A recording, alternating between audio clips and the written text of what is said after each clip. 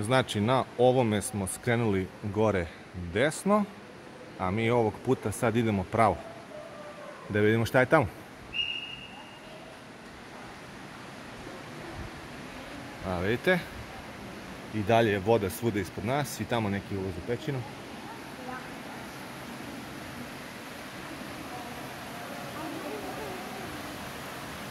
Već i neki vodopadi, ali ajde da vidimo bliže. Idemo dalje, idemo dalje. Turisti na sve strane. Evo kako izgleda, znači, dolazak. Ovo je danas 1. avgusta, evo vidite, nije baš nešto puno sa ljudima. Eno ga Acika koji osvaja vrh. Evo vidite vodopad. Bukvalno. A pogledajte gore, sve i dalje, dakle, pećina je fascinantna.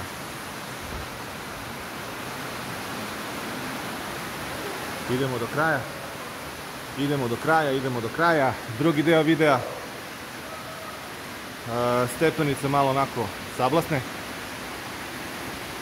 Reflektori na sve strane. Evo je voda.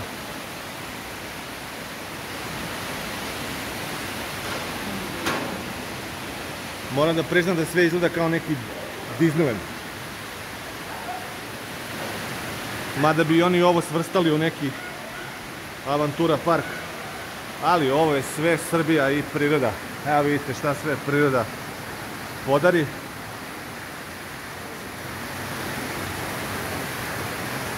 I onda dođu pametnjakovići i naplaćuju vam ulaz.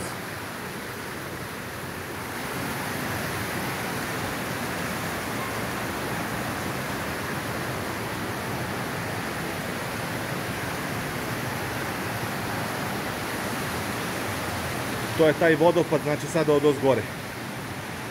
Evo kako izgleda dole. Ovdje negdje izlazi.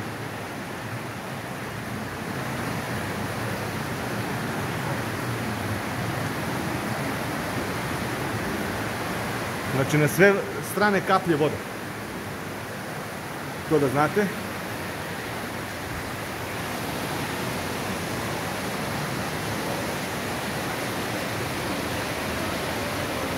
Acka napred. Veliko s njim. Evo kako izgleda. Jel to to? Nema dalje.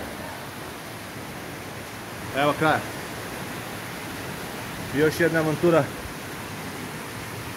je došla kraju. Nema više, a? Neka nezvanična informacija koju sam ja čuo, vi me ispravite ako grešim, jeste da je kilometrima dugačka pećina, ali ovo je za sada pušteno da se u tome uživa. Znači imate 2 puta, ne spajaju se, tako da kad izaberete jedan, vratite se, opet uđete i sve tako. Voda izvire na sve strane. Kažem još jedan put, prelepa priroda. Prelepa priroda. Naša avantura ovdje nestaje, mi idemo dalje, a vidimo se u nekom narednom videu. Ćao, čao!